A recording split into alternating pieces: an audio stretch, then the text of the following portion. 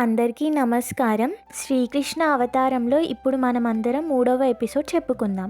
ఎవరైనా మేము ముందు రిలీజ్ చేసిన 2 ఎపిసోడ్స్ మిస్ చేసి ఉంటే అవి చూసి ఈ 3rd ఎపిసోడ్ చూడండి. సో దట్ మీకు శ్రీకృష్ణ అవతారంపై ఒక క్లారిటీ ఉంటుంది. So let's get into the story now. కంసుడి కారాగారంలో దేవకి వసుదేవులు ఇంకా బంధనంలోనే ఉన్నారు. 6 సంతానాలను కోల్పోయిన తరువాత దేవకి మౌనంగా మారింది. కానీ ఆమె విశ్వాసం మాత్రం తగ్గలేదు. అప్పుడే దైవ సంకల్పం కూడా మొదలైంది. దేవకి గర్భంలో 7వ గర్భం ఏర్పడింది. ఈ శిశువు ఎవరో కాదు, శేషనాగుడే. మనుష్యలోకంలో అవతరించబోతున్నాడు. కాలం దగ్గర పడుతోంది.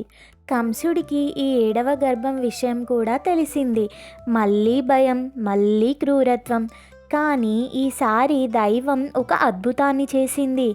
ఆ అద్భుత లీల భాగవతం ఏమని చెబుతుంది అంటే దాని పేరే యోగమాయ. అంటే దేవకి గర్భంలోని 7వ శిశువుని రోహిణి గర్భంలోకి మార్చబడింది. మీకు ఇది వినగానే ఒక సందేహం రావచ్చు, అసలు ఈ రోహిణి ఎవరు అని. రోహిణి వసుదేవుని యొక్క మొదటి భార్య. ఈ సంఘటన ఎవరికీ తెలియకుండా జరిగింది. కంసుడు మాత్రం దేవకికి గర్భస్రావం జరిగిందని అనుకున్నాడు. అంటే ఈ యోగమాయను మనం ఇప్పుడు ఏమని పిలుస్తున్నామంటే దీన్నే ఎంబ్రియో ట్రాన్స్ఫర్ అని కూడా అంటారు. అంటే ఆ కాలంలోనే బలరాముడు ఎంబ్రియో ట్రాన్స్ఫర్ త్రూ జన్మించాడని మనకి ఈ పురాణాలు చెబుతున్నాయి. ఈ యోగమాయ ప్రక్రియ జరిగాక రోహిణి గోకులంలో సురక్షితంగా ఒక శిశువుకి జన్మనిచ్చింది. అతడే బలరాముడు. బలరాముణ్ణే సంకర్షణుడు అని కూడా అంటారు. ఇక్కడ సంకర్షణుడు అంటే అర్థం ఏమిటి? ఒక గర్భం నుంచి మరొక గర్భానికి మార్చబడినవాడు అని అర్థం. శేషనాగ అవతారం కృష్ణుడికి అన్నగా ముందే భూమిపైకి వచ్చేశాడు. అంటే కృష్ణావతారానికి ముందు రక్షణగా వచ్చిన శక్తే శేషనాగుడు. మన జీవితంలో కూడా పెద్ద మార్పు రావడానికి ముందు మనకు చాలా బలం అవసరం. కృష్ణుడికి ముందు బలరాముడు వచ్చాడంటే ఒక అర్థం ఉంది. దైవం మనలో సమస్యను తొలగించే ముందు ఎప్పుడైనా ధైర్యాన్ని పెంచుతుంది. ఇదంతా జరిగిన కొద్ది రోజులకే దేవకి మళ్ళీ 8వ గర్భాన్ని దాల్చింది. అది ఒక అర్ధరాత్రి సమయం, అష్టమి తిథి. కారాగారంలో దివ్య కాంతి వెలిగింది. విష్ణు స్వరూపంలో శ్రీకృష్ణుడు అవతరించాడు.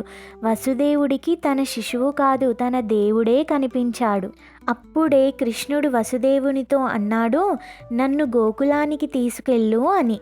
గొలుసులు సడలాయి, తలుపులు తెరుచుకున్నాయి, కాపలాదారులు నిద్రపోయారు. ఇది ఒక మానవ శక్తి కాదు, ఇది దైవ సంకల్పం. మన జీవితంలో కూడా కొన్నిసార్లు పరిస్థితులు జైలులా మారుతాయి. డబ్బు, ఆరోగ్యం, బాధ్యతలు మనల్ని బంధిస్తాయి. కృష్ణుడు కారాగారంలో పుట్టాడంటే ఒక అర్థం ఉంది. పరిస్థితులు ఎంత కఠినంగా ఉన్నా కూడా ఆశ పుట్టే చోటే దేవుడు ఉంటాడు. దైవం మన జీవితాన్ని మార్చడానికి ముందు మనలో నమ్మకాన్ని పుట్టిస్తుంది. అంటే దేవుడు ఎప్పుడైనా పరిస్థితులు చూసి రాడు, మన నమ్మకం చూసి వస్తాడు. ఈ కథ శ్రీమద్ భాగవతం, హరివంశం మరియు విష్ణు పురాణాల ఆధారంగా చెప్పబడింది. పురాణాల్లో ఉన్న విషయాలను ప్రజలకు అర్థమయ్యేలా చెబుతున్న ప్రయత్నం ఇది. ఈ కంటెంట్ మీకు యూస్ఫుల్ అనిపిస్తే మా ఛానల్కి సబ్స్క్రైబ్ చేసుకోండి. లైక్, షేర్ అండ్ కామెంట్ కూడా చేయండి. జై శ్రీకృష్ణ.